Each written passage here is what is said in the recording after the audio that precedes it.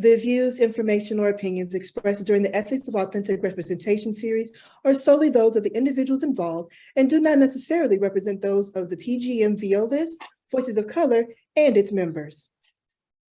All righty, good afternoon to some, good evening to others. Thank you for joining us for our third, can you believe it? It's our third Ethics of Authentic Representation panel. I'm your moderator, Tanesha Nicole, and I am joined, of course, by my fabulous colleagues, founder of the PGM VO List, Edward Hong, VOC co-founder, Jazzy Frizzle, VO actor, Marcus Rothenberg, and our own special guest who you've heard us chatting with before, game developer and creator of Midautumn, Sherveen Uduwana. As we mentioned last time, although the entertainment industry continues to move forward, as we can see with the different announcements that have happened today and yesterday, with authentic casting and representation and voiceover work, there is still so much more that needs to be done before we have hit parity and equity. During our first hour, as you know, this is your third time coming in with us. If it's your first time, you'll know that our first hour, we have a lively discussion. We have questions prepared for Sherveen, and we're going to talk about the impact around authentic casting. And we're going to talk about what organizations and game developers and anyone that is in our industry can do to support working PGM voice actors. For those of you who may be asking, what's PGM? People of the global majority. Some people also interchange this with people of color, okay? So you can use either or. We prefer PGM on this side, so that's what we're going to use, all righty? Then as we roll into our second hour, we're gonna do a live Q&A. No, you're not gonna be able to come off of mute and ask your questions, but there is a beautiful little Q&A chat box that is ready there for you. Please type those questions in. Don't be afraid, you can put them in anonymously. I would just say, there's a couple little things that I have to put out there. There are varying opinions on everything, right? Especially on this topic when we start talking about authentic representation and casting and development. And things can get heated. Things can escalate very quickly. But respectful discourse is acceptable and it is absolutely expected.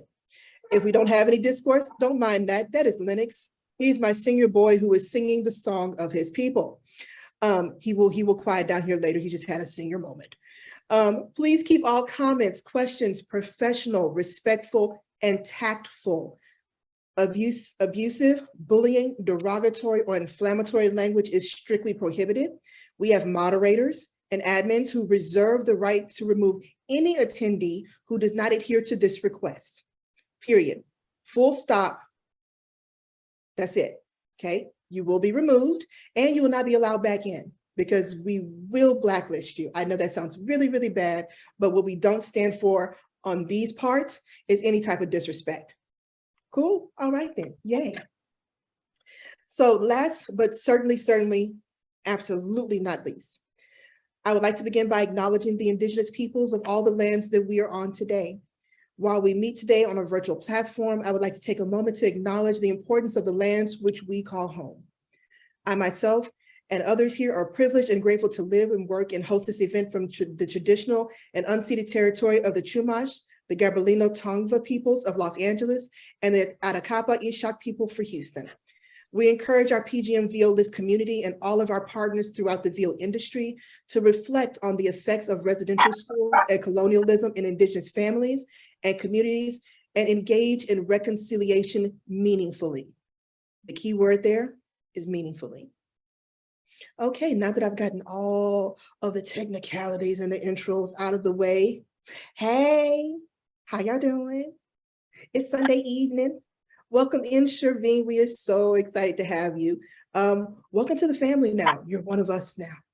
Thank you. No, I appreciate that. And also, I know everyone can hear my dog barking, so that's also happening. We have dogs. We have fur children, and then we have real children, and then we have partners and anything else in between. So you know what? This is what life is. Life is messy. Life comes at you, and you just have to roll with the punches. Oh my gosh. Sorry, he came. It's okay. He was barking, and then he wanted to apologize, so he came over here. Puppy friend. All right, I'm gonna let you down. I'm gonna let you down. Go on. Okay. You see how quickly I switch? We're going to This is me. This is us. So you're just seeing my partner looking really exasperated. You're not seeing that. Pacing him around. So. Oh, I got a little bit of tear in there. You're gonna make my eyeliner run. It's not quite dry yet. Hold on. Okay, I think we're okay now. Awesome. So most of our folks know our panelists. We've been here. This is our third iteration, which is super exciting. And previously we had talked about just authenticity in casting in VO. And then the last month, what's July? Yeah, because we're in August, even though some people want to think we're in October. I'm looking at the two of y'all over here. Pumpkin spice is year round. Pumpkin spice is trash. There, I said it Whoa, twice. whoa, okay. This is the most like controversial thing. I'm starting I know fights. we said there are varying opinions in this panel, but you have gone too far, ma'am. I'm with you, T. It's okay. It's all right. I'm with you, T. I will drop a pumpkin spice take real quick, which is that where I'm from, a lot of the pumpkin spice stuff is actually used in savory dishes. So it tastes really weird to me because you do a lot of curries and stuff with kind of the same ingredients. It's oh my versatile. gosh. I I'm not gonna say love pumpkin soup, pumpkin curry. I love it all. I'll do pumpkin. I was in Brazil. I had pumpkin farofa, which was the most amazing thing on the face of the planet I've ever had. And I haven't found anybody that can make it sense. So, okay, I have to apologize because my brain went a little bit faster than, the filter went. And so I was disrespectful. I respect the people that you love your pumpkin spice. You know what, boo-boo? You do you. I'm just saying, as for me in my house, we're caramel macchiato people over here. So Sherveen, as I go off on tangents, tell us a little bit about yourself. I know that sounds like one of those questions that you get on a job application, but really, we want to know. Yeah, I'll tell you a bit about myself. Everyone heard Percy snarl. He had to leave. Okay, so a little bit about myself. I am a game developer. I do a lot of freelance work as well as like a producer, designer, I guess tech art, different things. I pay the bills with game development, and I worked in a lot of different roles in the mobile industry for a while. I also have worked on some games folks might know is I worked on We Are the Caretakers for a bit, which is like an anti-poaching Afrofuturist game. I also worked on a really nice project with Sweet Baby Inc., which was like for training like folks and getting to use the Playdate, which is like a really cool little console that we got to work with. I also do some work with Code Coven, which is an organization where we do a lot of courses and accelerators. They're all really lovely folks. I encourage folks to Google Code Coven if you want. And my latest project, the one that I spend most of my time on, is called Midautumn. It's a kind of like, if you like Hades, if you like butterfly soup, if you like those types of things, it's got those kinds of vibes. It's like a roguelike, and it's also about like Asian diaspora culture and a lot of like my personal experience, a lot of team's personal experiences, and kind of like mixing that all up with a bunch of game design elements and things like that. So it's a very fun, very messy project. I love working on it, and I'm really excited to talk about it a little bit as well. I love this. When you mentioned about the Asian diaspora, I haven't seen anything. And now, mind you, I'm a gamer, but I'm not as big of a gamer as my colleagues and my panelists here. I'm not. I'm more of a watcher. I'm a TC. I'm a technical coordinator. Goes, So go back. There was a door over there. I'm telling you, there's something behind that door. That's me, right? Because I just do not have the manual dexterity. I don't have it. But I stories, right? And so when I was reading up about Midautumn, I love things with plots and full stories. And when I was reading up on it, I got super excited. I think this might be the first time that I actually go in and I play a game myself by just me, so that I can see how this story is going to play out. Join us. I'm going to come to the dark side. And normally I'm on the other side talking about, come on, y'all, come on in, because I am normally, but I love that you were doing this Asian diaspora. Tell me a little bit more about why you chose Asian diaspora versus one particular subset of the Asian culture? Yeah, no, that's a great question. And also, I will say that if you're looking to play it, I highly encourage you to try it. I describe it as like if roguelikes were made for like visual novel players. So we get a lot of folks who don't normally play those genres of games and have a good time. So why Asian diaspora? I think that has a lot to do with like my own personal experiences in the diaspora. I think I'm originally from Sri Lanka, but my parents were expats. They grew up like in a bunch of different places like Vietnam, Singapore, Sri Lanka to some extent, but actually not that much time in Sri Lanka. And then I came over to the States for college, basically. And growing up, I would say that I often felt like I had a very inauthentic Asian experience, like in a lot of ways, in that I had a lot of very like specific things in my own upbringing that I knew like most people probably can't relate to, but I also had like a lot of like little things that I could connect with a lot of different people from different places. And so I felt like if I ever wanted to make a game about my own experiences, I didn't feel like making a game about Sri Lankan culture I would have the like depth to do it the way that I would want to do it. And so in making a lot of my games are very contradictory, a lot of different influences by default. And so one of the things I did early on was I started just like reaching out to collaborators to kind of work in and bring in other elements of their own background. So like the majority of the team, I'd say the entire core team is like from the Asian diaspora, all the devs and things like that, and our VO cast as well. And one of the really great things about it is I feel like I have like a breadth in a lot of different cultures, and I can speak to things in a way that hopefully feels like there's some common like touch points that we can talk about. And being able to collaborate with folks in order to get that like sense of specificity, I think is really a really fun part of making this project. And I think one of the things I've noticed in my own background is the ability of folks in the diaspora, in marginalized communities, I'd say in general, to be able to like make that jump of like, oh, this doesn't speak to my exact personal experience, but I'm able to empathize in a way and put myself there in a way that allows me to bridge that gap. And I think that's a really beautiful aspect of being in those communities that is kind of what I wanted to try and create moments of that in the game, basically. So that's where it started, I guess. I love that. So you were talking about the other game dev folks that are working with you, the team is working with you. What has been your experience as a person of the global majority and being part of the Asian diaspora in the video game industry specifically? Because I feel like, no, I'm not going to say that. I want you to tell me what I want to see if I can validate what I know is probably going on in my head as another person of the global majority. What is my experience as a person of global majority in the games industry been like? I will say that probably like not like amazing.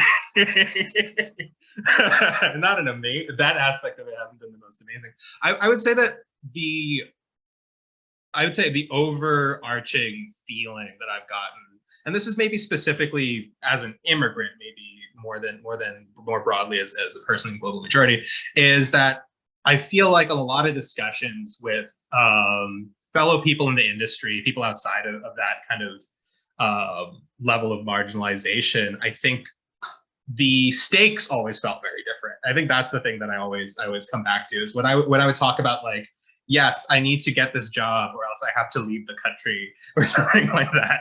It's a very weird discussion. And it's the kind of thing where you realize like people can empathize with it, people can support it, but a lot of the time you do realize very quickly that, oh, this is really outside of their frame of reference and their ability to speak to that, like those stakes that you're dealing with. I think that's a very common part of like my own journey in the industry.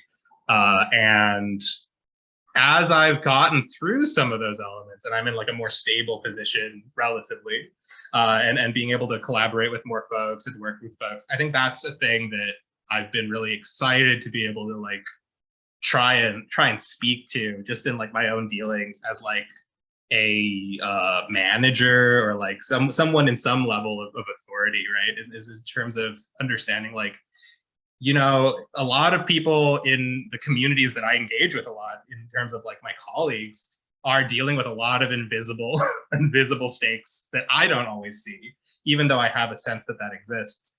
And really trying to allow for that flexibility has been a really rewarding part of it. So that's my experience. It's basically like, it was very stressful and very difficult, but now I feel like I get to use a lot of the things I learned in that experience to help folks in the ways that I'm able to, and hopefully I'm able to help folks. But yeah, I think you're absolutely right.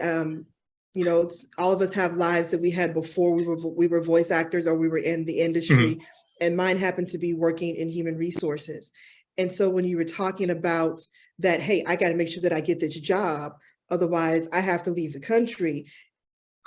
I completely get it, because I used to have people coming into my office, my expats all the time, coming into my office and, you know, making sure we got paperwork done on time and the expense of it all. Right. So there's that financial piece that is there. It's not just, hey, I want to make sure I get this job so I can continue to work here. There's a financial piece that is to it as well. Right.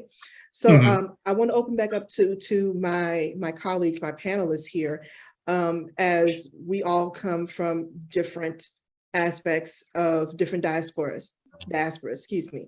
So I'm not going to close my eyes. Look, I'm not looking.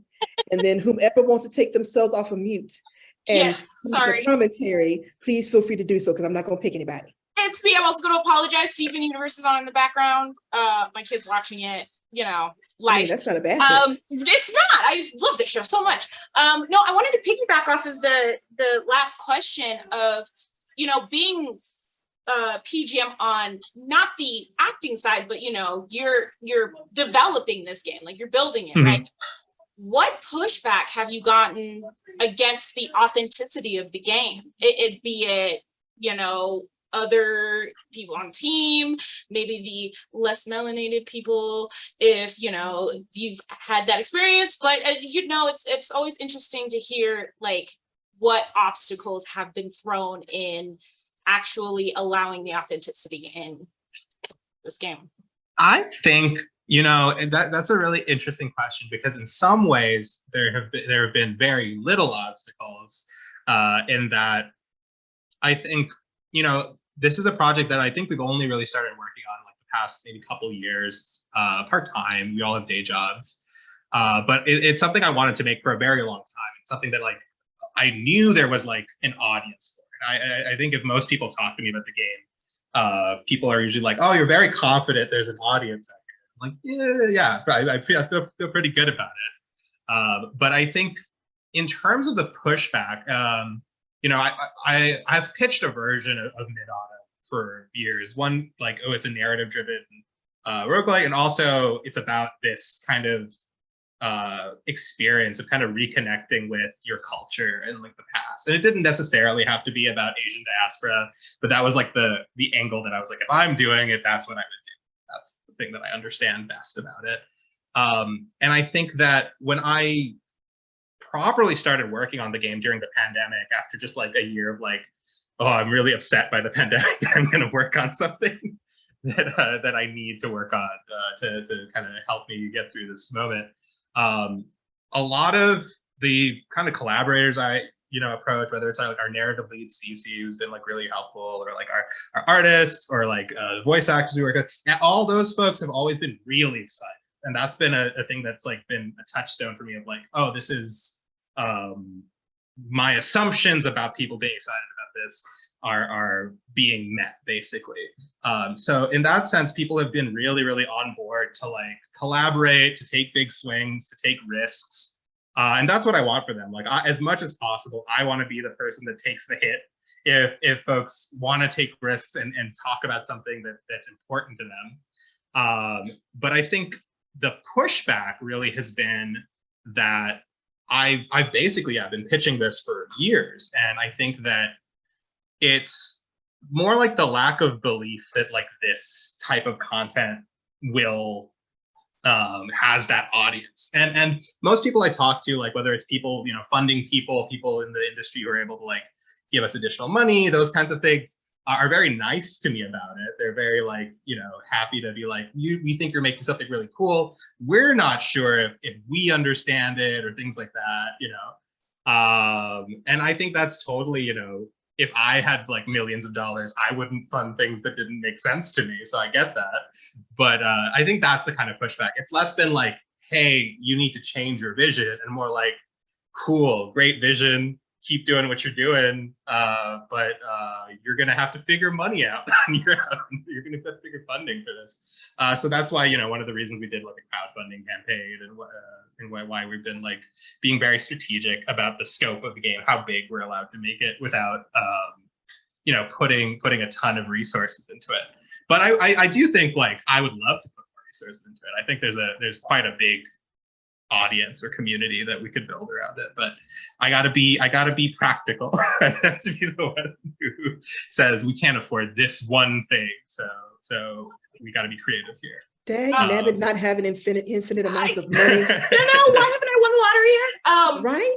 But do you find that frustrating that it's more of they don't understand the game because it's from a more of a cultural standpoint?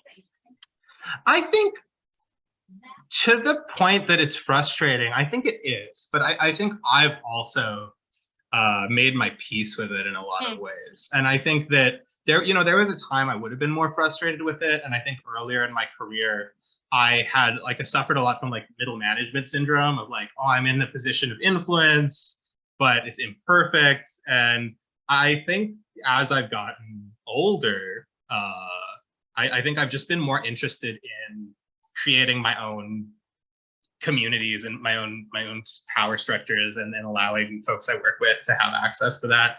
And, you know, in that sense, I'm okay to be like off on the side doing my own thing here while other trends are happening in the industry.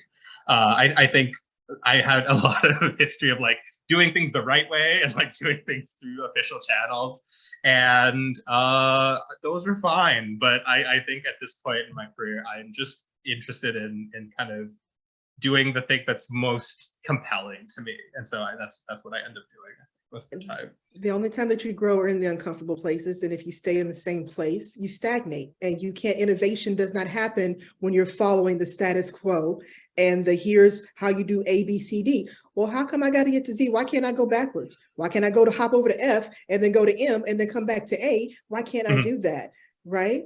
Ed, I see you stewing over here. You have questions.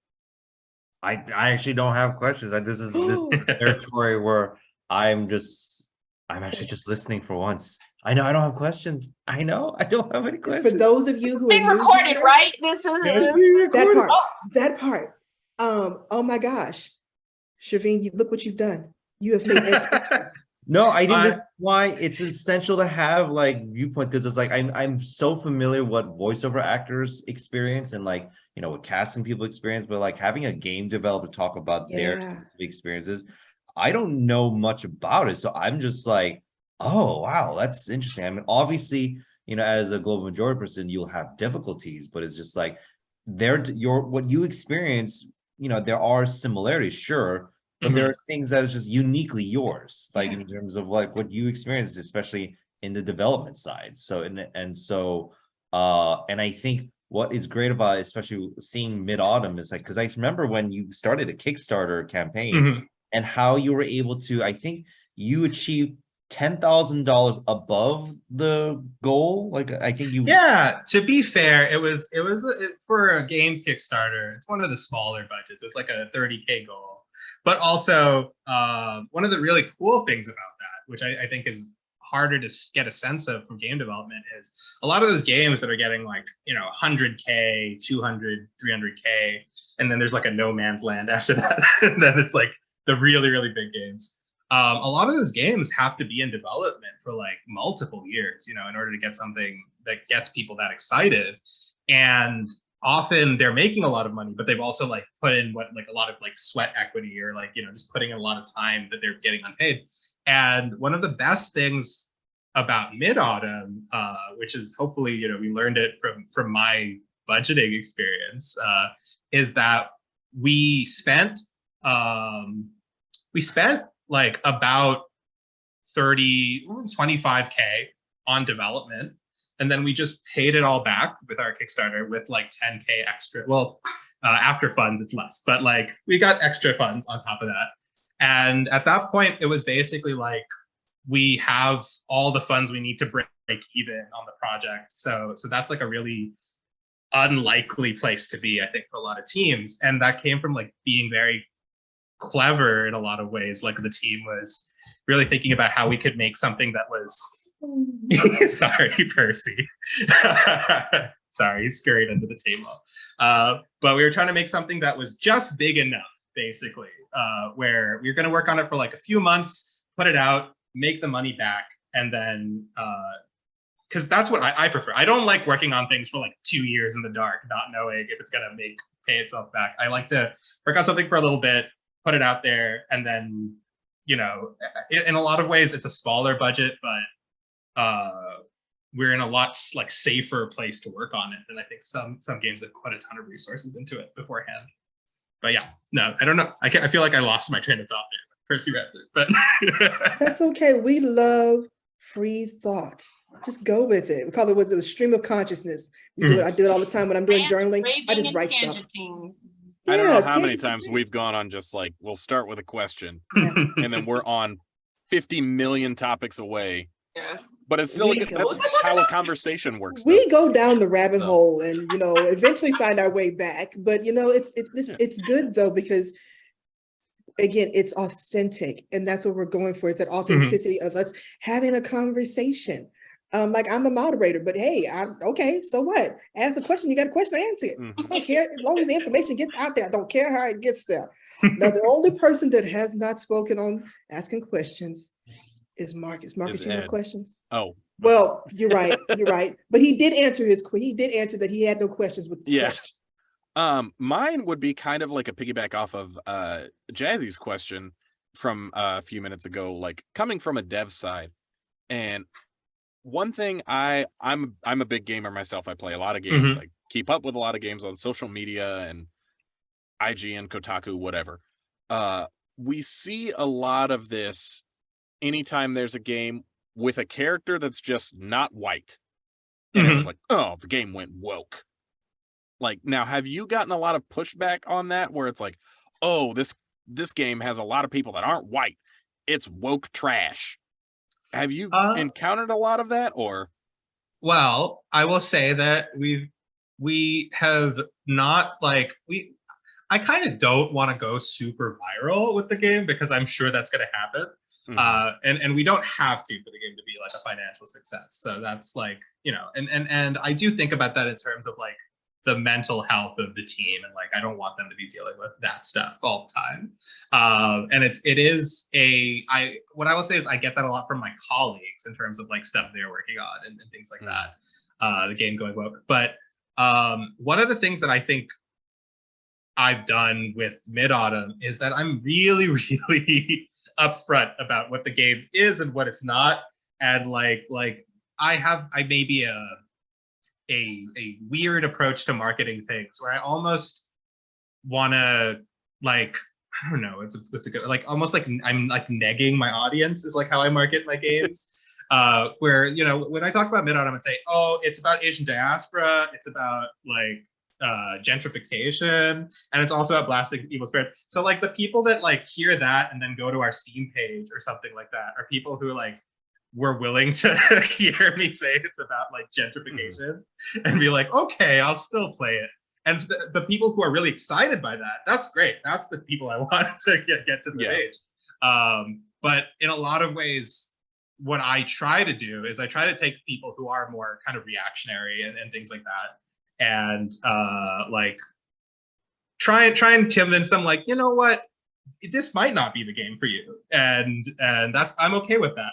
And the last thing I want is for someone to play it and have a negative experience, even if it's someone whose like values I vibe with personally or something like that. But like I would much rather get people telling me that they like the game. So I do try and put in like work to say like, okay, here's the information you need to know to enjoy this game. If you don't like this, you're not going to have a great time. You're going to have to find some way to enjoy it outside of this. So by the time they're like loading up the game, I really try to prime people in that sense. Now, when we launch, that might change. That might all change. That's the big thing, is when your game is out there, it goes wider than you always necessarily expect it to go. So I'm sure we will, but no one has really talked to me about it being woke. We've gotten lots of different comments on like lots of different fronts, but weirdly, that's been like, no one has called it woke yet. So I will see what happens with that. I'm wishful thinking. I'm hoping that's just like we're progressing in the right direction, because like just having a brown person in a game doesn't mean it's woke. It's just a person. Believe it or not, we exist in the world. I know it doesn't exist outside of Call of Duty. Put people in the back, Marcus. Those But like, you kind of touched on it, and I would like to expand on it. I'm sorry if I'm like eating into time and stuff like that, but it's something I have a question of. You touched on like how your mental health and your team's mental health. When you come upon that kind of like pushback, maybe not necessarily like the, oh, your game is woke thing, but any kind of pushback, like you mentioned from some of your colleagues that are working on other things, how do you and your team protect your mental health and like protect your peace in that scenario when you're getting pushback from other people that may not look like us, that just don't get it?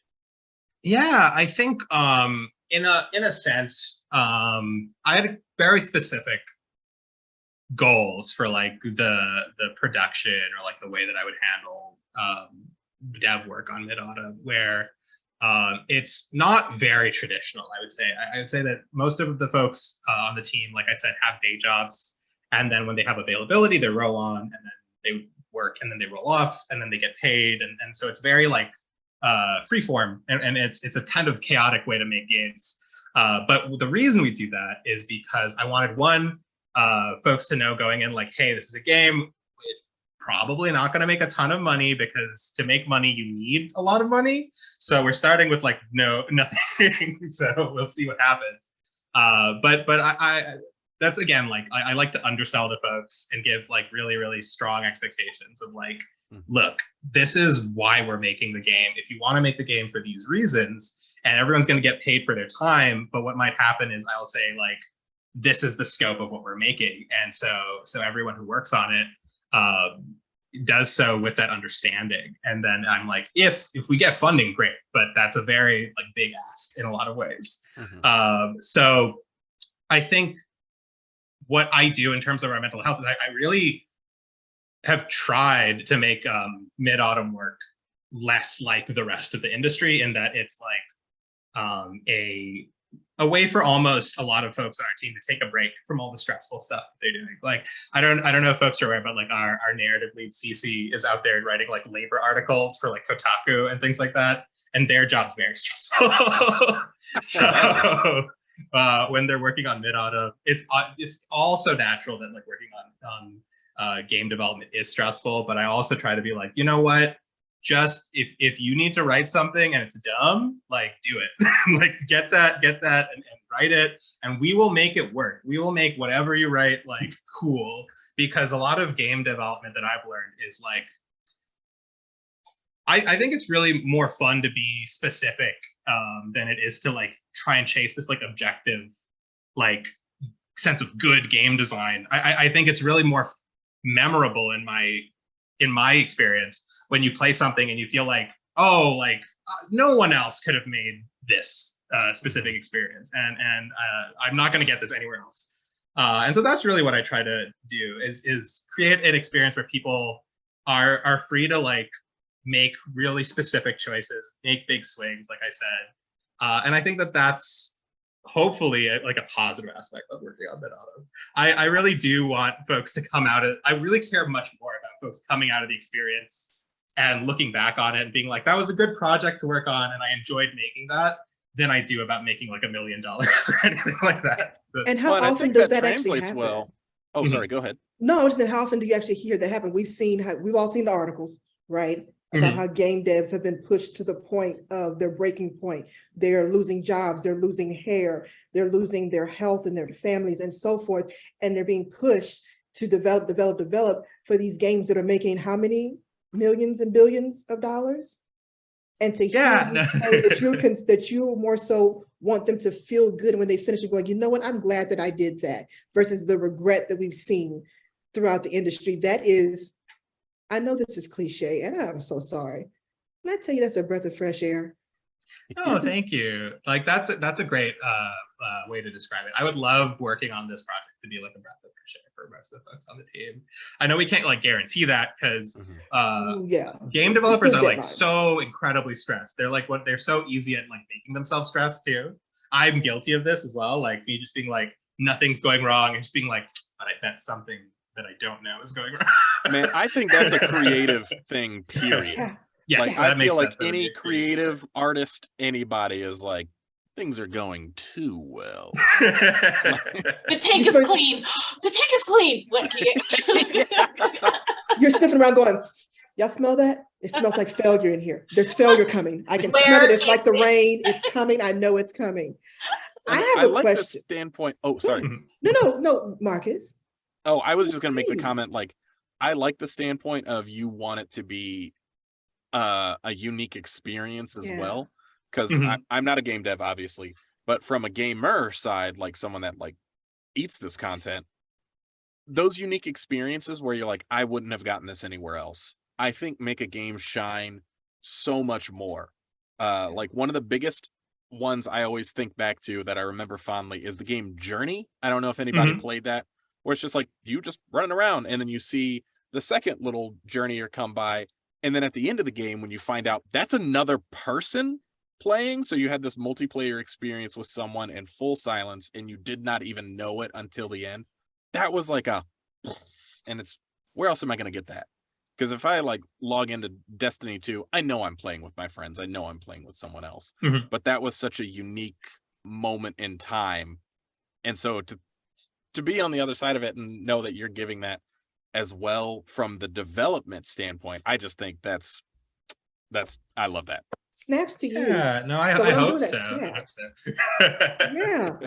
Well, Marcus, see, you always tee these up for me just perfectly when I get to segue to another question. And we were talking about the unique experience. I want to talk about your characters. If you talk about having the Asian diaspora and you have some of everybody, because I read the article, the same as everybody else is doing the research, and I'm sitting there going, I have this literally, I've lived in Houston nearly my entire life, and they have these different, pockets within Houston, one of the most diverse cities in the nation. And when you're talking about the Asian diaspora and that what is the word I'm looking for? That experience, when I go literally maybe 4 miles up the street, we have Katy, Asian town, right? And I go to the Asian market, and the Asian market is the Asian diaspora, because there's Korean, there's Chinese, there's Japanese, there's Indonesian, and it's all in, and it's not broken up by different subsets of the Asian diaspora. It's all mixed in together. So I'm like, what must it be like to live and have to navigate in that world, right? Because I only have one diaspora. I have the African diaspora, even though Africa is a massive continent with different countries and different ethnicities and so forth. Most of African Americans that were here that are, descendants of enslavement are really from just the West Coast, right? We don't have some of the others.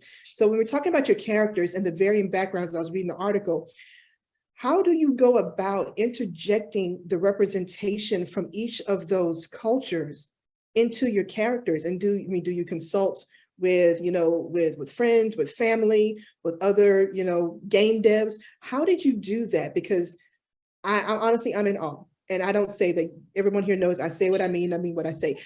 I'm sitting here going, how, Sway? How? Well, I guess I'll start with saying like, it's very hard. And then, I'm always really cognizant of like, I think the first step that I do with, because it is an ambitious thing to try and talk about diaspora as a broad sense, and the fact that it's so specific, and you know, talking to someone from like Indonesia versus the Philippines, very different take on what that is, and talking to someone who's like from the Philippines versus someone who's Filipino American or something like that, very different again.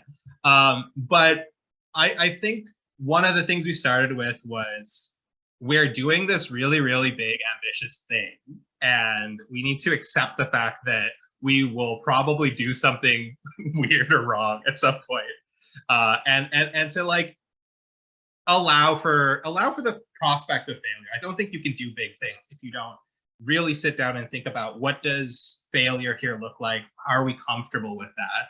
And do we still want to try this? And I think that was the big thing, is the attempt being worth it to a lot of folks, you know? And I think what it starts with is, one,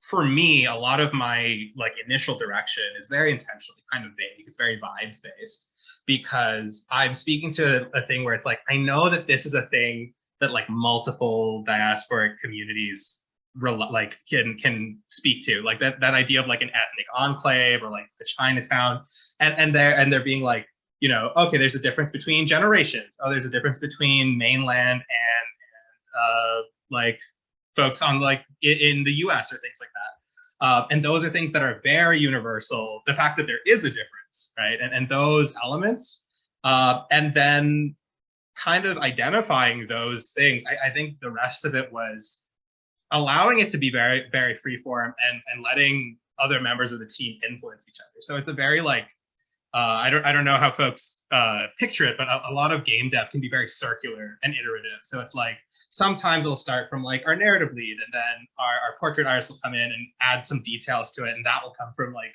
some of their own experiences. And sometimes, you know, our lead environment artists come in and like put in some details, and there'll be like specific environmental storytelling or details there. And sometimes it'll go back to like our narrative lead, and CC will basically go, oh, I didn't think about it this way, and we'll add like details based on that. So I think part of what has allowed for it, and also like getting to work with a lot of our VO cast as well, has been great, because they also have that specificity of like, oh, this reminds me of my own personal experiences. So for me, what it has been a lot of is kind of not keeping too tight of a hand on it, and letting everyone kind of like, almost like Ouija board, like get it into like the direction that it needs to go. And when I step in is usually when I'm seeing something where it's like, okay, I feel like maybe this particular thing might impact like folks in this community, because I have maybe some sense of that. And then going out and like reaching out to friends and family, and hopefully we're like also doing more passes with more consultants as well, is something I also do, but also doing a lot of friend and family outreach, and kind of being like, hey, what do you think of this? Is this like, do you have any sense of this? And at least getting like some buy-in, you know, like it's impossible as a small team to know exactly all the different perspectives that something could be perceived. And I think that that's a very hard thing to account for, but it's a thing that I try to be like aware of, basically. Knowing that my lens on it's going to be imperfect, and just trying to make sure I'm accounting for different types of experiences as well. Yeah. I love that you talked about the lens of your lens versus the lens of your team members, the lens of the VO, of your VO team. How did you go about your VO casting? I'm really interested, especially given everything that you told us, right? About everything not being done in a silo, because we as voiceover actors, we work in a silo. It's us in a booth talking to ourselves, or talking to a picture, or, you know, some people have mannequin heads, but hey, what you have in your booth is your business. But it's very much in a silo. So we don't get to hear and see any of this. And it's kind of revving me up going, okay, do I need to start doing video games now? Because I'm really just loving this narrative. But how did you go about your VO casting? How did you put that? I mean, was it an open casting, and whoever, you know, white, Black, Asian, whatever could you know, audition? Or were you very kind of specific in narrowing down that funnel as to what you were looking for? I think it's honestly it's dependent. I don't think that we've had a one size fits all approach with our VO casting, and I think it goes back to like there was a time in development where I didn't even know like were we going to do VO casting, were we going to do VO at all, how much VO are we going to do, and like for context, we don't have fully voiced characters. We have like very specific like lines that they say, and then there's just like vocalizations in order to like make it doable on our budget. But I think when we started, I think I initially did something like an open casting call, and then I was kind of like, oh, that was kind of like this. I think I did it like in a more like I don't even remember what it was. I think maybe I initially just went on like voices.com or something and just was trying to do like a test of like is this viable on my budget, and then just being like, wow, this is really hard to one know what anyone's background is, know that there's any like personal authenticity or background, because I didn't always necessarily I recognize that authentic casting can mean more than simply like ethnicity. I think it can also mean like an understanding of like experience. So like I feel like a person who has like grown up in a particular culture might have a very specific way of approaching it, and that's not necessarily bad to me, but it might mean like, okay, maybe we tweak this character so that they're more able to kind of like use the strengths of our VO cast. So when I initially did that, I remember being like, okay, this is like the limitations of this method, and then I just started like I think reaching out to folks and asking questions, because I was like, I'm not a VO director, I don't know anything about this. So I was just like, hey, I'm trying to cast some characters. And I just reached out to folks who like just like cold reaching out on like social media, and was like, I'm making this game. I don't really know what I'm doing. We're trying to cast some of these characters. Do you have any like input? And we ended up like interacting with a lot of really great folks that way. And then Anjali, who's like our like actual official VO director, was also really helpful. Anjali, I think, reached out to me and was like, oh, Midautumn looks really cool, and then I would be interested in helping. And Anjali's also doing like a bunch of other really, which is also the true of like all the VO actors I work with. And I'm like, oh, you're all just doing everything at once. We have to. Which is really cool. But also it makes me go like, okay, so what do I need to do in order for this to be one, like to meet my goals, which is that I don't want like to do this in a way that's like scummy or like predatory or anything like that, because I don't really understand the norms. It's very different from like paying game developers. I find it's very like specific. So just honestly, what it started with was like accepting that I am not the subject matter expert on how to do this, getting a lot of input, not just from like Anjali, but also from our VO cast in general. So as we like, cast more folks, getting more ideas of like, hey, this would be a cool way to go about this, or hey, if you're looking for a character from this particular ethnicity, this would be really helpful. And figuring out where like the battles are that I could win in terms of like authentic representation, and which ones are going to be like harder. So maybe I have to make some compromises there, or maybe if that's something that's really important to me, understanding, okay, that's how big of an ask that is. Because it is very tricky. It's very tricky to get a sense of someone's actual background in a way that's not invasive. And so I just talk to a lot of people, I think, is the way that they go about it. But you have the characteristics of because there are managers and then there are leaders, right? And you're a leader. You're very obviously from the very top of everything, you're a leader. And what real leaders do is they recognize that, no, I don't have all the answers, and they lean on the subject matter experts in that area, and to fill in the gap for them, and they listen to them, and they take their opinions and their knowledge, and they incorporate that so that it fulfills the entire team and the function. So first of all, snaps to you on that, because I want to come work for you. I don't know how to code or anything, but I can make copies. I can know how to answer phones, and I know enough about a computer to know that if you turn it on and turn it back off and then turn it on again and it still doesn't work, that you call IT. Yeah, that's it. I know that much. I'm always down. Like, if folks want to come collaborate with me on things, the worst thing I can say is like, I would love to do this. I just can't afford it. That's the worst thing you'll hear from me. That's what you're gonna hear from me on a daily basis. I would love to do that, but I can't afford it. Jazzy knows what do we do? We ball on budgets. Balling on budgets, which is what you're doing, which is amazing. So one of my last questions before we roll into the Q&A is, you talked so much about your team and so much about what your process has been, and being willing and able to fail. And most people think failure, is just absolute. It's the worst thing ever that can happen, but you learn some of the most beautiful things when you fail, right? What have been some of your biggest influences along your journey? Because this is a big thing, and you keep kind of downplaying it. I'm going to go ahead and say that to you now. You keep downplaying the amazing work that you and your team are doing. More so with that you're doing. You're pushing the team up and you're pushing yourself down. I know you don't want to be low-key famous, but it's coming. So let's get used to it now. We don't allow like humble culture, around here. That's like my don't brag about things is very Sri Lankan culture. This is like bad karma.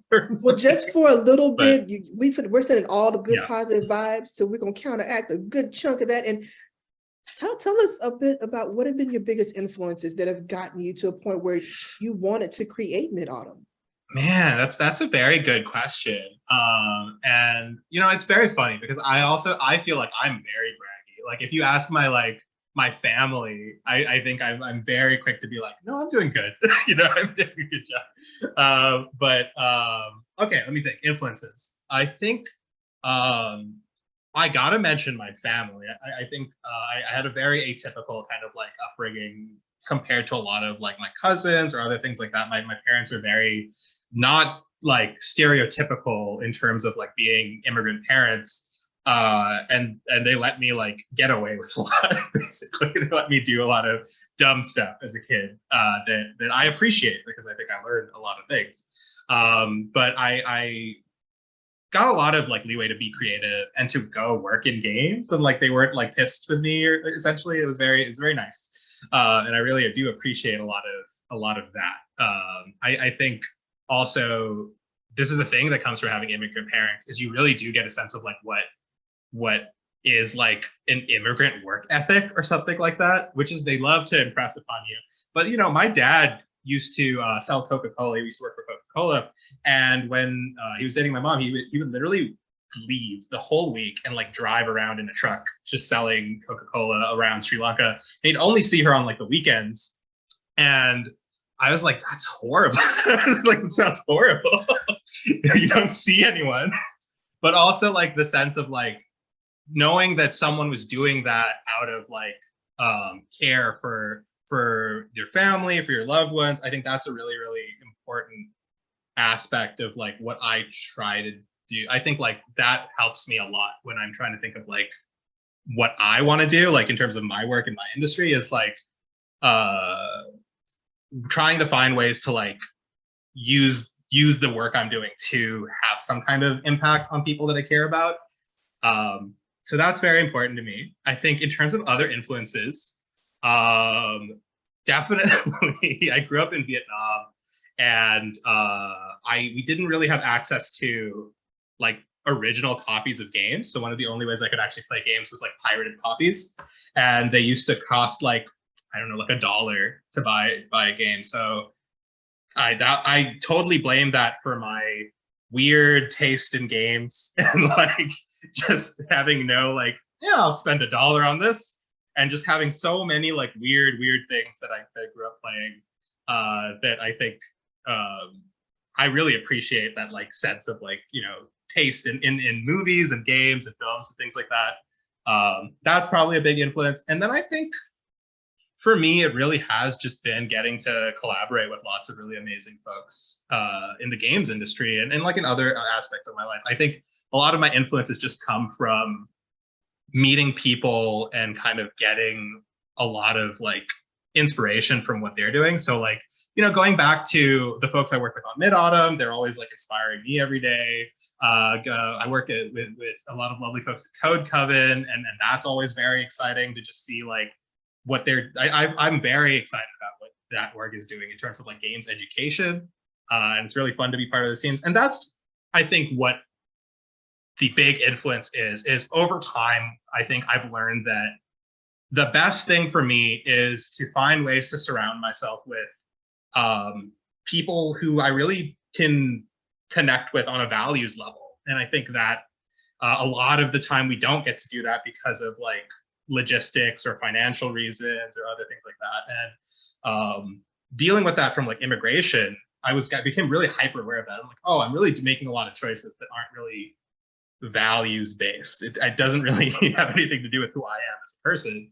And so I think the second that I was like, I don't have to do this anymore, I literally was like, I'm gonna work with these people.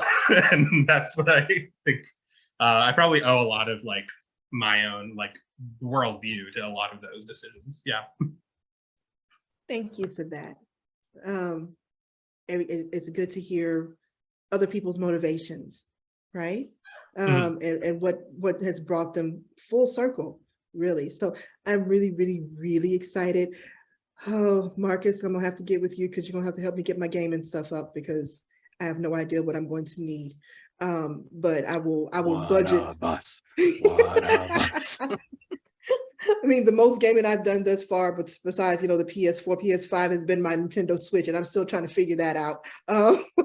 See, we're the same. I only do like puzzle platformer games, but I'm pure audience. I just watch my husband play.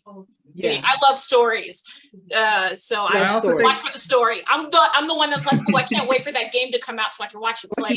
it. Like, thanks Yes. for sacrificing my time or deciding what I'm going to do with my time for me. I'm like, you're welcome. I I also think think that's that's a how- very valid way to play, though. I grew up doing that, like watching my brother play through games that were like too scary for me.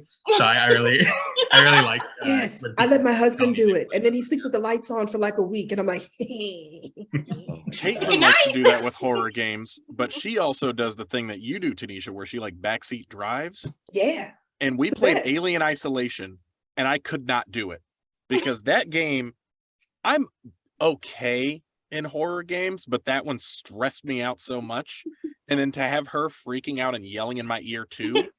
So it'd be like, Marcus, it's coming. Open the door. I'm like, I can't. That door's locked. Open the door. I'm like, the door is locked. I can't open it. Like, oh my Marcus, God, open there the door. it I'm is. like, I can't play anymore. I'm done.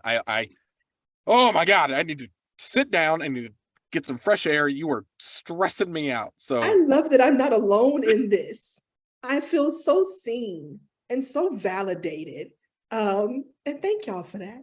See, Yes, I don't- what you're saying about story, I think that's the thing that as we're talking about this, what's really striking me about Midautumn. I mean, like, you know, in this day and age, we have so many amazing, wonderful, beautiful video games of like that's very story driven. But this one particularly, like when you describe it and expect that it does deal with the Pan-Asian diaspora and just like the theme of it being the gentrification, that's the evil that is taking over the city.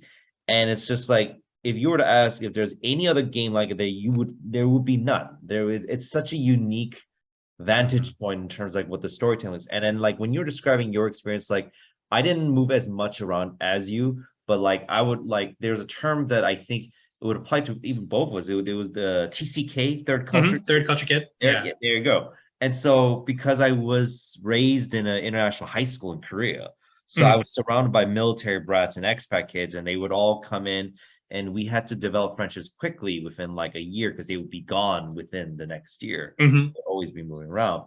But I think having a video game, regardless of whether you truly experience that, like you have, and that's why you're making this game, but I think it's just like it really does open the mindset of just like, and especially just the design of it too. It's amazing what your lead artist like was able to do with pixelated art form, which is it's very limiting what you can do with that. But what they were able to do, incorporating the different cultures and like the ethnic backgrounds of the different areas into one city, and it doesn't feel like there's always like this concern that like when it comes to like futuristic settings, or usually when white people make it, they have like it's a very orientalist kind of perspective. Like it really fetishizes what Asia is. While you look at this and it's like it was startling to look at the art form because there was all of this detail into what this town is, but it never felt like orientalization. It was just like an authentic mishmash of things because that's what this is.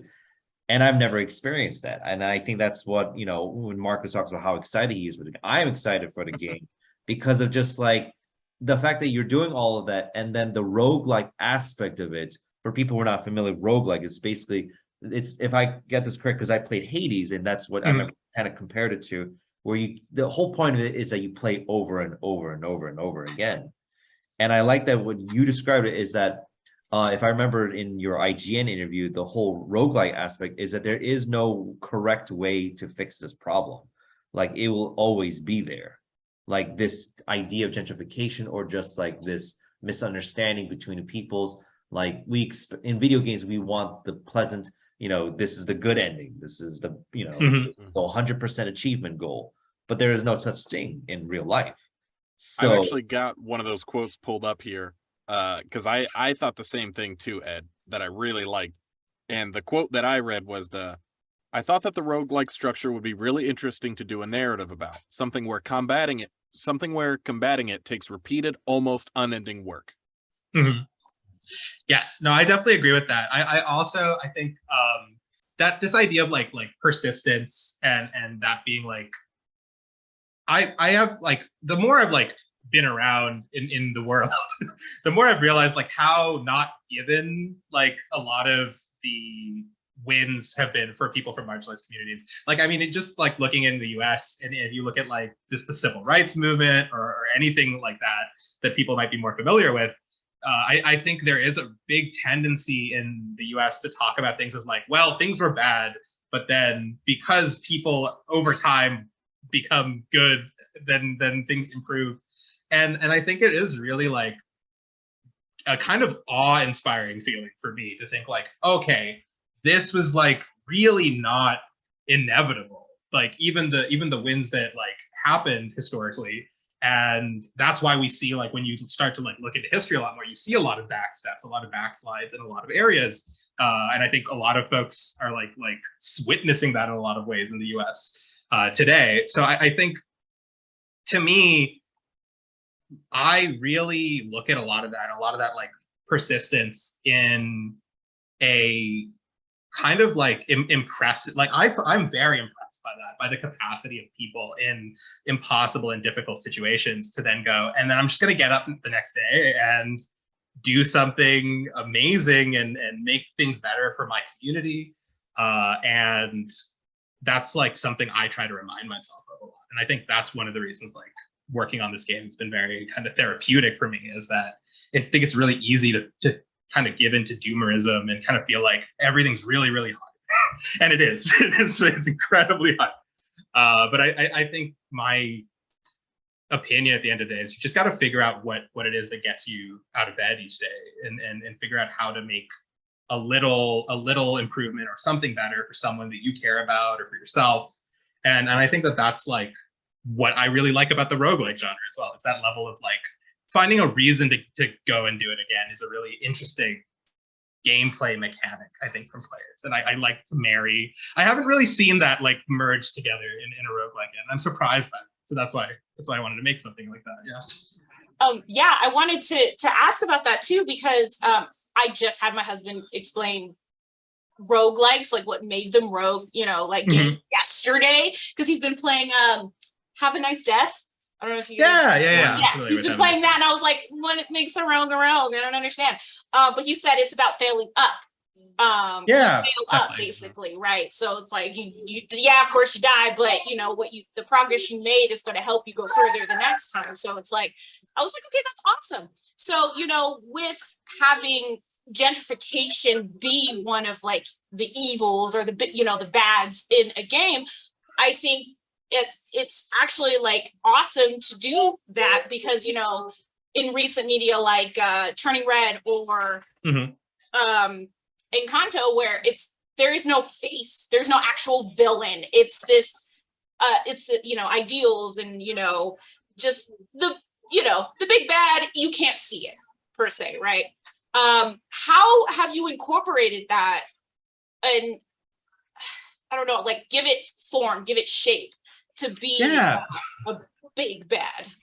Well, I will also say that as a caveat, we also do have like tangible enemies. So we are cheating to some extent in that sense. And I'm fully aware of that. I'm also being like, and then sometimes things will be tangible enemies. But I think one of the things that I do, and this is something that Hades does, and I think other roguelikes have done this in the past, but this idea of taking like a procedural narrative where you essentially get like this pool of like different possible things that could happen, and each time you return to the town you get like a random assortment of like here's some events that happen or a little thing, and I think that sense of like focusing on little moments and being like, okay, to understand what is happening to a community over a stretch of time is really about going through a bunch of little moments that feel disconnected, and then you as a person have the opportunity to go, these things are all related to the fact that like this town is undergoing like this transformational shift.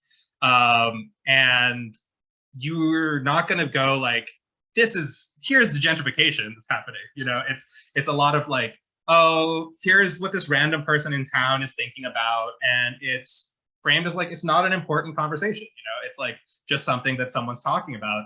But that's also how we experience changes to our communities, is it's just like, oh, you overheard something in a coffee shop, or you talked to like your friend that you hadn't seen in a while, and kind of by making it random and not a thing that you expect, so every time someone plays it, it's maybe a little different. It's less about like the plot points and it's more about kind of the vibe. And I think that's how you make it a faceless thing that's occurring, is you gotta really look outside of like, here is the exact beat for beat things that are going to make the player feel this way, and it's more like, here's like a storm of like little moments that they will eventually internalize in some way. And it's very difficult to write for. I have no idea how to succeed that. That's one of the biggest things, is I don't have to write it, and I just have to say like, can you do this? Is this possible? The movies things you that always don't catches see me the about. face. Yeah, the movies you don't see the face of the creature until like the end, or even like not at all. It was a shadow the whole time. That's one of the things that also captures me about roguelikes that I really love, is like I don't want to call it slow progression, but that's the best phrase I can think of right now, if that makes sense. Where it's like, it's little by little each time, and then when you get to the end, it's so different than when you started, but you don't realize it. And I think for me, a moment that I can best describe it is me playing through Hades. I had been playing it for a couple months, and then Caitlin picked it up, and she started and loaded up the game, and I went, man, that looks so much different from where I am. I didn't even realize like how much has changed. And I think like gentrification in a video game is, I'm so excited for this game, man. I just think that's going to be such a cool change of progression to see, where, like you said, it's like a conversation at a coffee shop, or this new store opening or something like that, where it's just these like slow things, but a bunch of pennies make a dollar kind of thing. You know what I mean? Yeah, no, it's really great. And honestly, the hardest part about developing this is that we have like so many like ideas of like, this would be awesome and it would be really great and be a really good thing. And we have to be very like picky of like, we're going to do these 3 things and that's what we're going to do. And we're going to focus on that. And knowing like this, but like one of the things I've learned as like a developer is that players don't see what's on the cutting room floor, like when you're showing something. So as long as I don't talk about it, as long as I don't say like, this is a thing I'm thinking of doing, then it's usually okay. And people are, especially when you have a positive community around the game, that's a big win, you know, for any team, because they're coming at it with the opportunity of like, we believe in what you're making and we want to help you along your own vision and goals. And I think that's very helpful as well. And I don't think we would make as good of a game otherwise. I know this is going to sound really strange, but most of the things I say are a little weird.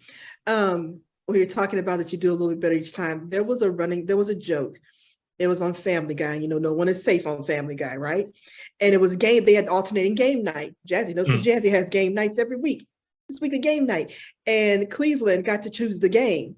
And it was like a game of life, but it was specifically about with Black players. And Joe asked him, he was like, dude, do you ever win in this game? He's like, no. you just do a little better each time. And that is exactly what popped into my head when you were talking. I was like, and at first I was like, okay, that was kind of a low blow. But then just now, literally just now, it clicked to me and I understood and I got it. And that episode was years ago, but that has always stayed in my mind. And it literally I just had my epiphany, my aha moment, that you do a little better each time and that it changes every time because you have this new piece of knowledge that you did not have before. So now I'm super excited and now I need a gaming computer. We do have one question that came in from the open Q&A, if you're open to it. Now, don't know that this is a question you're going to be able to answer because of how it's worded. But Tanya has asked, what is a common distribution of PGM folks in the development process, from concept through development to launch, etc.? Again, don't know that you may have the answer to that, but if you could try, we'd be greatly appreciative. Yeah, I don't know that I have the specific numbers, but what I do know is it's definitely not enough. We talk about these during our Code Coven classes as well, like in terms of the current distribution of folks from marginalized communities in general. And in terms of global majority, I would say that the important distinction, I think, that folks won't always be like visible to folks is that we have seen like a big push from a lot of like high profile studios in terms of getting more representation among games. And I think that's been great, like in terms of getting more diverse characters, more diverse protagonists. I think there's a lot of ongoing work. But I do think that there is also this other aspect to it where a lot of these games are being made by teams that are not as like representative of the content that they're making. And I think that comes from the fact that like in a lot of other industries, the games industry has those kinds of systemic barriers for people from the global majority, people of color, marginalized genders, those kinds of things. But there also is this dynamic where a lot of the reason that these pushes have been happening is because a lot of people from those communities are often really passionate, really excited, really driven, and they're pushing for these experiences. So a lot of the time you're like, oh, well, why does this team that is like a majority of like, white cis men making this thing? Often there are like very vocal marginalized folks on those teams that are pushing for that. But it's also a nuanced thing. Sometimes it really is just like a team of just a bunch of white dudes making a game about like Asia, and you're like, why? It's like, why is that the case? Just because I don't think that a team with that kind of background is going to make as compelling of a game, in my opinion, as folks who have a sense of the background beyond just like, I went there and like I think there's so many like interesting nuances that I get from talking to folks in those communities that I would love to see more representation on the development side. And I think that's going to be a long amount of effort to get to that point. A lot of the things that we get to do at Code Coven, where a lot of our classes focus on specifically, we focuses primarily on marginalized genders, but we also do a lot of intersectional work in trying to get people from other marginalized communities. But a lot of that is about like this specific question of like, okay, this is a very long road in terms of getting better representation in the industry, and not just like funneling folks in the industry to fail, but like, to give them the tools to actually do well and be supported and not take on a bunch of additional unpaid labor and those kinds of things. Yeah, my main answer is not enough. It's just not enough. But the people who are there, I think, are very, very hardworking, very cool, very amazing. I love so many of them, and I'm excited that they are there in the industry. Wanted to. Oh, nope. Go ahead, Marcus. Nope. All you. Nope. You go ahead, Marcus. Somebody go. Somebody need to go. So you kind of mentioned it, and this isn't necessarily on the back end, but you mentioned like marginalized genders. I read, and I'm very excited about it because I myself am non-binary. Your main character, Robin, being non-binary, and what led you to that decision? I just got to know, because there's not. I can on like one hand name non-binary characters in video games, let alone a main character. Well, So- you know, yeah, let me think. So I think to answer that, I think that our technical dev position on Robin is a bit more nuanced than Robin being explicitly non-binary, which is that we have not gendered Robin. Okay. What that has meant, though, is a lot of non-binary folks in our community have immediately claimed Robin as non-binary, and I'm happy to see that. Yeah, they're A mine. lot of our team members are non-binary as well, and so that's probably a big aspect. I think what's probably happened is we were like, we're not gonna gender Robin. We're gonna give folks like some flexibility there, and we're gonna use they them pronouns to refer to Robin, which is a much messier thing than just going Robin's non-binary. So that's on us too. But I think probably what's happened is that because of the non-binary representation on the team, I feel like so many people just look at Robin and go like, oh, of course, they're non-binary. So I think that just bleeds into a lot of things, and I think that's one of my favorite things about working with folks from different marginalized communities is that like you get a lot of just intangibles as to like why do the majority of people look at Robin and go, we haven't gendered Robin. Robin's non-binary. I think that's like those things are really cool, and I think that's what people pick up on. Like there's a lot of like intangible nuance that I find very, very interesting when people play our games and are like, hey, there's just like a thing this like, or like someone will play a game and be like, this particular element just feels really like inspired by like Filipino culture or something like that. And I'm like, I don't know that it is or something like that, but that's really cool, and probably just has something to do with diaspora. But yes, I think that's great. We do try and have like intersectionality is really important to me, and it's a very like difficult thing to be like, okay, I'm making a game about Asian diaspora, but also I don't want to exclude people. How do we do that? And find ways for folks to be excited about our game and excited about our characters in different ways.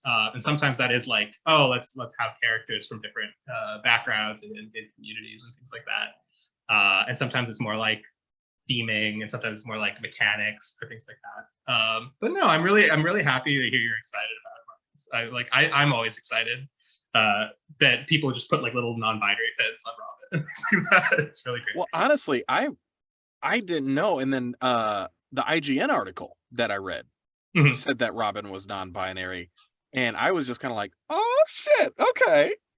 Like, yeah, I think my official position is that I'm certainly not going to correct. There's no need to correct anyone, because it's not incorrect. But I did want to give you the nuance of like, well, that's technically what we did is that we just didn't gender Robin. And well, and I like that nuance a lot, because honestly, and this is a whole other removed thing, my non-binary identity is more of just I'm not anything. Don't worry about it.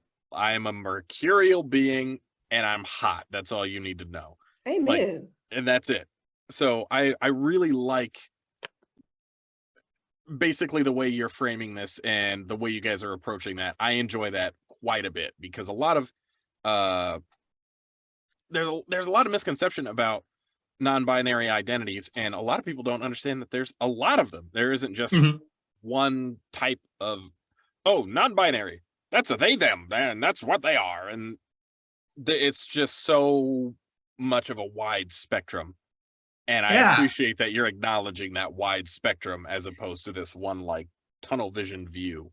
And I enjoy definitely. that a lot. I honestly like not gendering our characters, because it's like I don't have to think about gender with Robin, and you're still have to be a character, and it's just an interesting development experience for that. It's also an enjoyable thing when it doesn't matter, where it's like what, oh well, is it a boy or a girl? Who cares? Who fucking cares? It doesn't matter. That doesn't add or subtract from the story or their relationships with others. They're just a person. Just let them be a person. And doesn't matter. Just fight the gentrification, okay? That's all you need to know.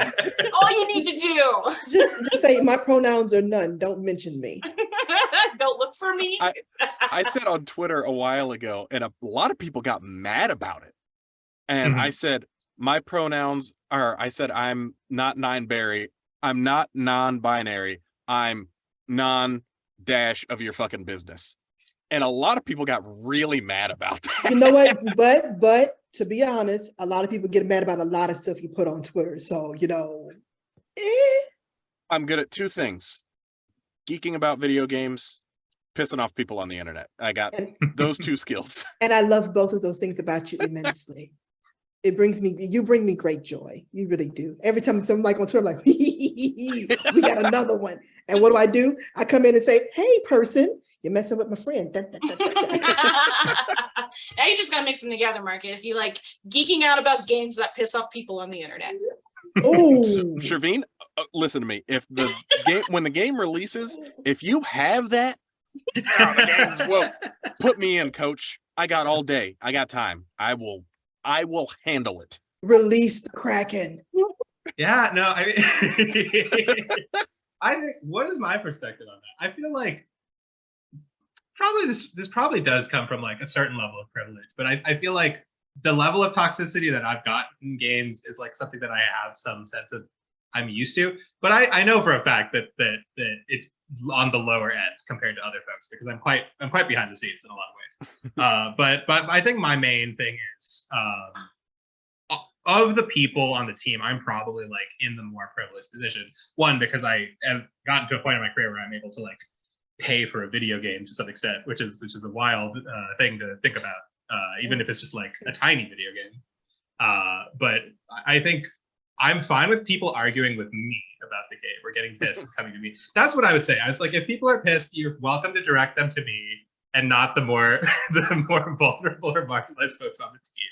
Because I will put that. I'm happy to put folks in their place, and if they're coming for the game or something like that. So, and we appreciate. So I appreciate that, Marcus.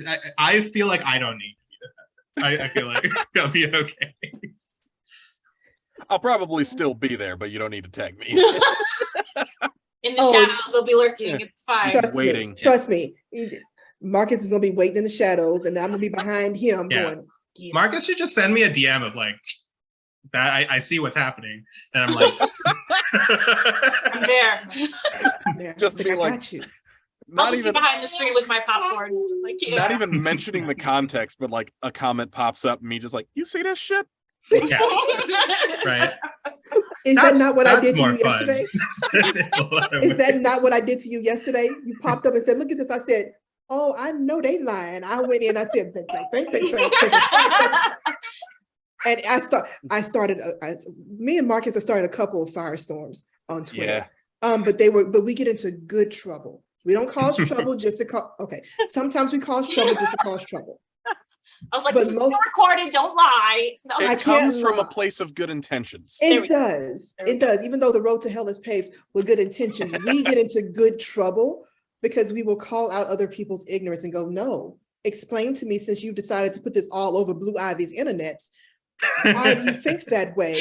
And then we dismantle the patriarchy line by line, character by character, tweet by tweet. And so you can tell we love you and we love this game. You are now one of us. I appreciate that. That's really, that actually really nice. Kind of leads me to another question. So like with a little bit of my misconception / IGN's misconception of Robin is canonically non-binary and that not being the case, have you encountered other scenarios where there might be a misconception about an aspect of your game or a character or a plot theme or something that you have to kind of step in and say, it's not XYZ, it's actually ABC kind of thing? I'm sure that exists. You know, I think one of the things that, like I said, I try to do is I try to like, I try to cut that off as much as possible. And I think there's a lot of like intentional things that I do. Like, for example, I bring up Hades a lot, not because the game is like a carbon copy of Hades, but because it clearly is like, you can see where the inspirations come from for that. But also, I think the second you play the game, you're going to go, this is very different from Hades in a very specific ways. One, like I think it's very fun to go, this game is inspired by Hades, and then show someone a screenshot and they're like, this is a pixel art game. And it's just a fun aspect of that. So I love embracing contradictions in my work. So that's one of the reasons when I think we might have gotten less of that so far. I think that's also a matter of scale. I think once we get to like a wider audience, that stuff's definitely going to increase. But no, nothing horrible or anything like that. I'm sure there are misconceptions, and a lot of that has to do with, you know, what I will say is that one of the things I'm very aware of designing games for like people from the Asian diaspora is people come into games with their own personal experiences, and sometimes there are things that just will resonate badly with them because of their own personal experiences. So like, you know, we had playtests early on where a character, a specific number of people were like, this character comes off to me as kind of a stereotype. And I was like, okay, why is this particular group feeling that way about this character? I don't think that this character is a stereotype. What is it?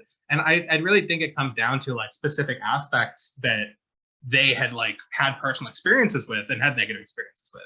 So the answer for that was really like tweaking things so that the more like unique elements of this character come out sooner, like earlier in the initial interactions, so that you're not like waiting to be like, oh, what's this character's deal?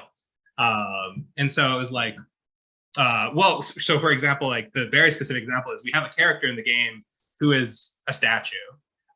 So it's not like Asian, but he's an Asian statue. And has like a martial arts background, it's like a warrior background. And there are a lot of people who are like, oh, this means this is an Asian martial artist. And these are like, you know, folks playing the game who are from Asia or from the Asian diaspora. And they had like a negative response to like that. And I was like, well, that's, you know, in one way it's horrible because of racist people, like folks making games, Asian folks making games can't use a character that's an Asian martial artist at all. And also he's not a martial artist, he's like a soldier. So it's like that's a good example of like people being like, this is a very specific feeling I'm having towards this character. But I think in that case, it is still a valid feeling. And I do try to like be like, okay, well, let's amp up these elements of this character's personality earlier so that when folks are meeting them, they have like a sense of like, oh, okay, this is what this character is about. And maybe that's not setting expectations. Yeah. I think setting expectations is very, very important, I think, especially with indie games, small games that don't have the ability to like change things as quickly as like a big AAA game might if they make a big misstep.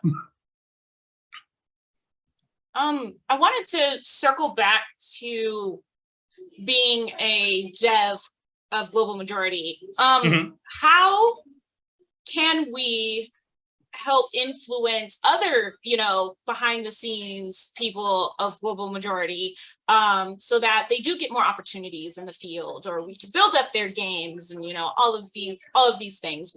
How can we help? Well, I think there's probably like a range of things. I think folks being like supportive, sharing games, giving those kinds of support is really good. I would probably say that the thing that separates devs of the Global Majority being more prevalent in the industry is probably just money. It's probably just like, if those folks get funding opportunities, if they get jobs, if they get the ability to have some level of financial stability, that's the thing that's gonna improve things the most. And I feel like that comes like as an individual, you can like, oh yeah, you see a game made by a team whose like values you share. Yeah, buy that game, wishlist that game, support that game. But I think it's a spectrum, right? Because I certainly don't ask everyone who's excited about Midautumn to buy Midautumn, because I understand that like folks have limited funds and budgets, and there's like pandemic and there's like all this stuff happening. So I'm like, it's very funny making things that are like entertainment because it's like, but I think the important thing I would say to folks is, you know, buying folks' games is great. We live in a capitalistic society, so that's a limitation of what's going on there. But if you can't do that, I wouldn't like feel like, oh, well, there's nothing I can do. You know, I think being excited, like showing devs that you're excited about their work, sharing things, supporting things. What are you able to do today? And if you care about that, or a work that someone's making, how can you show that person that they're on the right track? Like the number of devs that make things just in like the dark, and they're like, will people like this? And if like someone goes like, hey, I'm really excited about the thing you're making. One, it's lovely. And also two, I will probably go like, oh, expectations. I have to make this good. Like I can't slack off because that person told me that they liked my game like 2 weeks ago. So that's helpful. It's helpful for me to go like, to have a motivation of like, no, I won't slack off on this aspect of the game. because someone specifically mentioned that's their favorite part of the game. And no matter how much like I try not to let it affect me, it absolutely will. So those are all, I think there's a wide spectrum of things folks can do. And ultimately the vast majority of changes are going to have to come from the industry itself, which is limiting. But I think there's lots of folks working hard at those problems as well. So that's also hopefully a heartening aspect of it. We are seeing change a little bit at a time, and we, like I say, most of us, we're not on the game dev side, right? So we don't see the back end of how that's happening. We see, you know, what's happening in casting and hiring from that perspective, but not what's on the back end corporation, their hiring practices, their recruiting practices. And so basically we need to dismantle the patriarchy. Got it. Simple enough. I think we can handle that. As with so many problems, you know. We just need to dismantle the I think a patriarchy. nice part of seeing the progress is just like a game like this being made. I know. Because if you think back to like, I don't, 5, 10, 15 years ago, would you ever think, oh, we're going to have a conversation with a game dev who's making a game about the Asian diaspora and gentrification and things like that? Like, there's no Good heavens, way. no. So Yeah, it's sorry. slow. It's slow progress, but we're getting a little bit better every time. Yeah, and you know, for me, the reason why like that progress happened is really like, I think like representation and like symbolic change has its limits, and I certainly think it shouldn't be the end be all end all, and that is something I get frustrated with. But it does have an impact. You know, the fact that I entered the industry and was seeing like other people trailblazing and doing really interesting things, you know, motivated me to go, well, I can't just do that. I have to do something more than that, because that's been done for years at this point, and I don't want to be someone who's like backsliding in terms of the progress of the industry. So that's like also like I hope that folks use Midautumn as like a way to form communities and like think about it, and like in 5 years someone's like, you know what, Midautumn is horribly out of date and it's limited, and here's like the new stuff that's way cooler, and it's more thoughtful and nuanced, and it's better in like every way. I want that for like folks. Like I want to be a dinosaur and like and everyone's like, no one listens to what Sherveen has to say. His opinions are completely outdated. That would be amazing for me. Like I would see that as a huge mark of progress in the industry. All I want to see is everybody, after they play the game, go to their window and look out like, gentrification.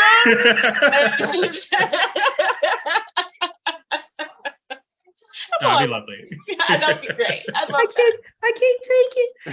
Hey, Grandma, do we have a portal in the basement so that I can fight white supremacy? I need to go fight the white supremacist power structure.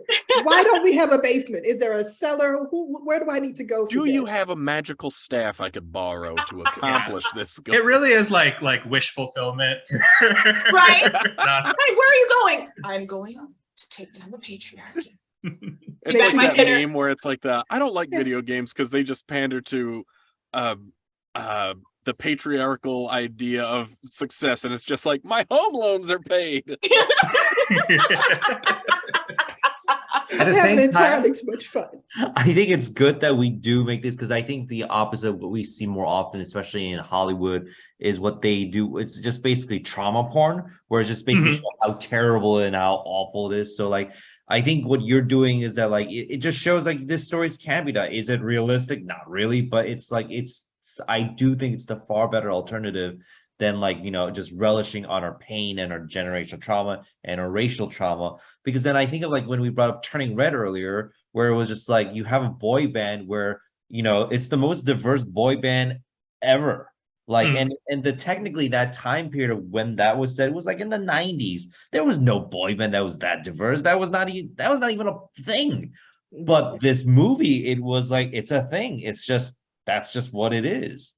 And so I think it's just like having the confidence, and I think that's where the global majority term comes in. It's just like, as opposed to just being like, you know, being okay with the term people of color, because color still designates that white is the universal standard.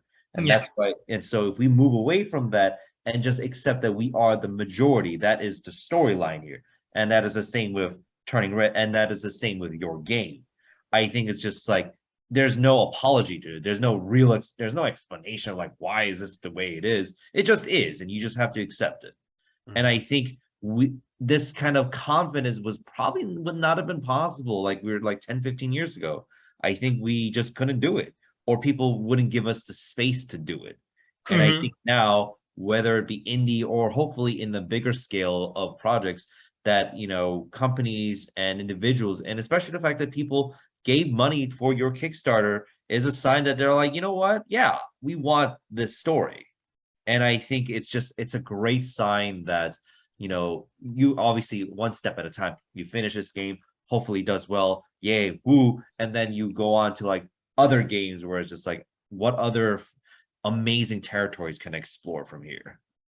Yeah, no, and that was very important for me, like in terms of making a game that's like not like trauma porn, essentially. Like I think it's very fulfilling to me to be like, I'm making a game about the serious topic of gentrification affecting your community. And I saw you a picture of the game, and it's like bright poppy colors, and it's colorful, and you're drinking boba, and you're having a fun time. And I like I said, I love the contradiction there, because I find that that's what real life is often like. I think I hate reading like stories that are like set in dystopias, and like no one ever makes a joke, and no one is ever happy ever, and everything's the worst.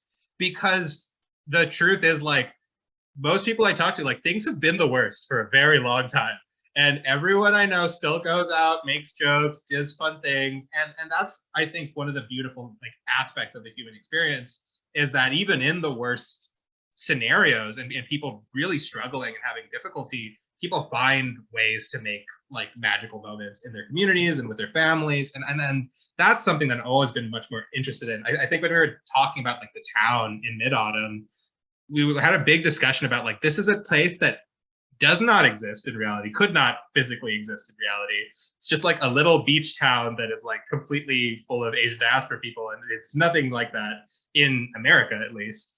But the point is that it should exist. Why doesn't something like that exist? Why there's so many little beach towns in California and not a single one of them is like a fun, like little, like, you know, community like that. And the point is to create a sense of like a community that should exist, and a sense of belonging that should exist that maybe people don't always feel in their real day-to-day. Yes, I just request one store in the game that sells avocado and toast separately. That's all they sell. Separately? That's all they sell. Specifically That's toast, not wonderful. even bread, just toast and avocado. Oh, And this is why I can't buy a could home. do that. Yeah. Like I was really wanted to do like a kaya toast place. I don't know if folks know what kaya toast is, but that's like it's like a fun like Asian toast. I don't know what else to say. Describe. See, you mentioned, I don't know who mentioned boba, but now I was like, let me order on DoorDash before they close, because now I want boba. And Get out of my head. Get out of my doggone head. Because I was thinking, I haven't had my boba fixed yet. Yeah, I'm very sorry in advance for the game was going to make people order boba a lot, I think, because it's like a weirdly consistent aspect in the gameplay. But boba is for those who don't know, the power-ups in the game, some of them take their boba and you drink them, you get superpowers. Stop! I fucking love it. This is great already. So when is this coming out? I can't tell you. Dog, that's my problem. Folks I'm like, will know. the more we talk about it, I'm folks like, will know when it's coming out. It'll be a reasonable amount of time. I just need a warning so I know when to order my boba, like to schedule my delivery, so I could just sit there and watch my husband play, not me play, but watch my husband play. I'm just gonna be watching the download screen as like little bobas are like coming up my straw, just like. I always order two. I'm gonna go ahead and put this out there now. Yeah, I'm greedy. I do. I order two because I want two different flavors. And sometimes I order them half sweet, and I do customizations, but there's always boba. Always.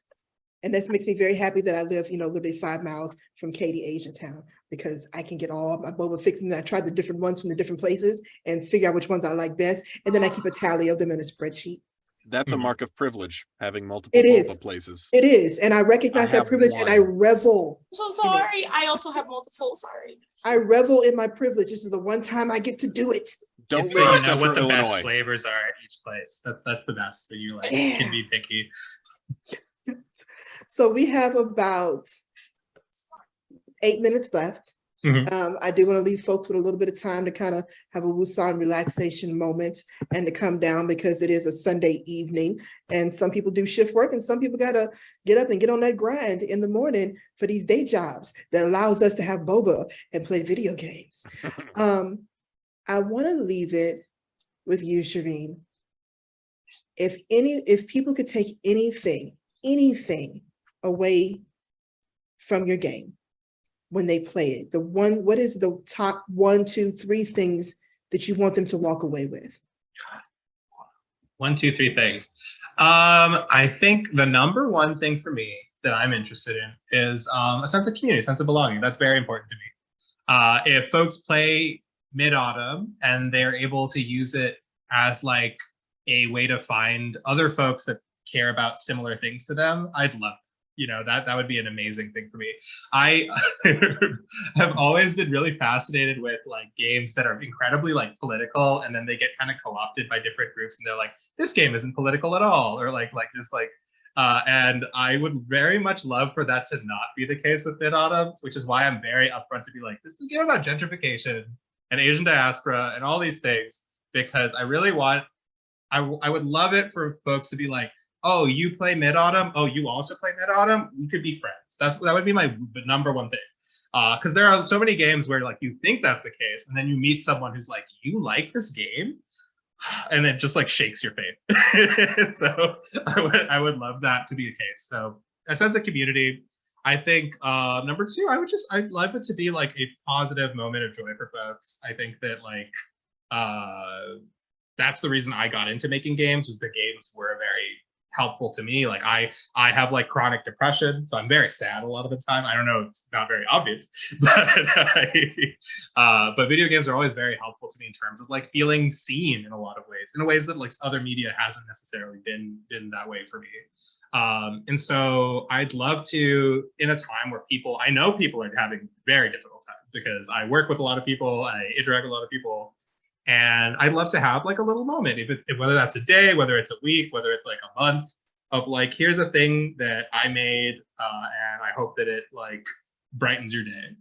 That's number two. And number three is just like, yeah, like you've all got to solve gentrification now after this. So that's like on you. It becomes everybody's problem, because it is everybody's problem. But now you really have to go do something about it. No, I doubt that will be a thing. Wishful thinking. Wishful thinking. Yeah, that's, you know, you said anything. Everyone's going to play Midautumn, Yeah. and then they're going to go out, going to solve gentrification, they're going to solve racism, they're going to solve the patriarchy. And then people will be like, and what did that? And it's going to be Midautumn. People will just point to it, like in the history books. Midautumn did it. But that's very wishful thinking. I am all for wishful thinking. Excellent. Wishful thinking is great because it gives you something. It's a stretch goal, right? It's that stretch goal. It's like, if I can, I know that I'm not going to get there, but I'm going to do my damnedest to get as close to touching it as I possibly can. Yeah. I'll settle for like a DM. Someone sends me a DM and it's like, you well, know, Marcus is going to do that. No one will believe me, but Midautumn was the reason that all this happened. I mean, Mark, you got to set the bar a little bit higher, because Marcus has already told you he's going to do that. So you okay? Somebody other than Marcus to reach I didn't out want to to say anything, but I was like, I'm right here, man. Like, well, no, I mean, like Marcus now has got to go like save a gentrified community and then come back, send me a DM, be like, I did it, and I did it because of Midautumn. It's like I want to like right around the corner. You know, like everyone played Firewatch and then went and joined like actual Firewatches. I want that.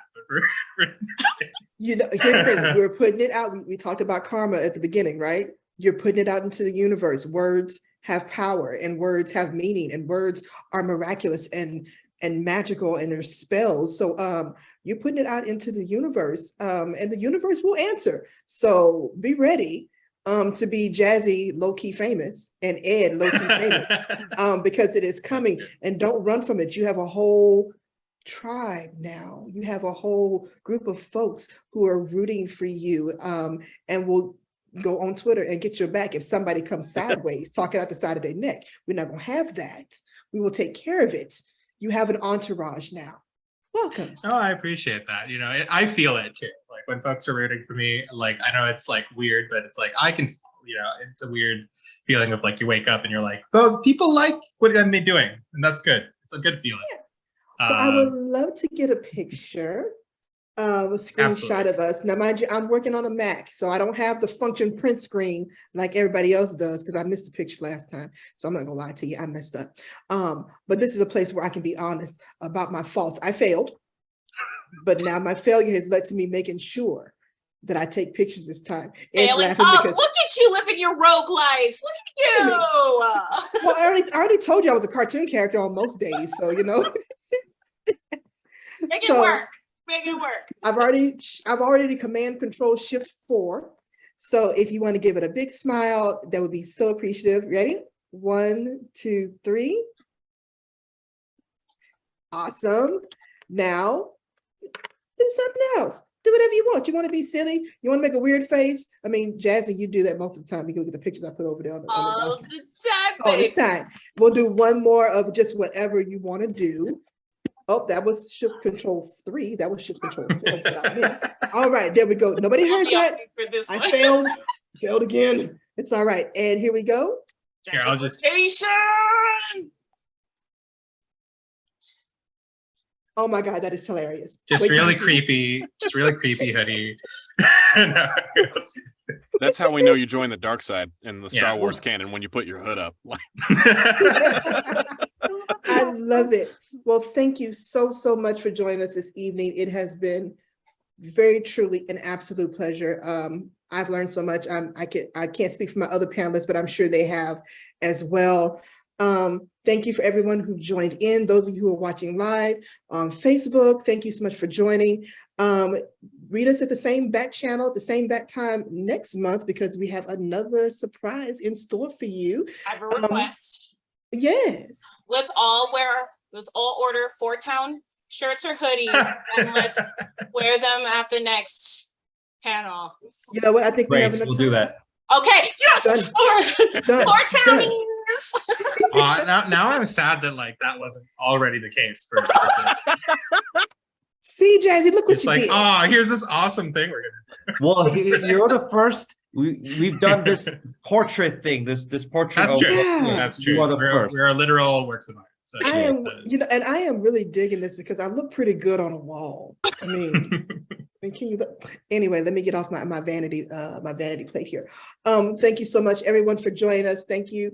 Have an awesomely productive week, and we will see you at the same back time and the same back channel next month with a brand new panelist that will be joining us. Everybody have a great night. Bye. Bye, everyone. Thanks.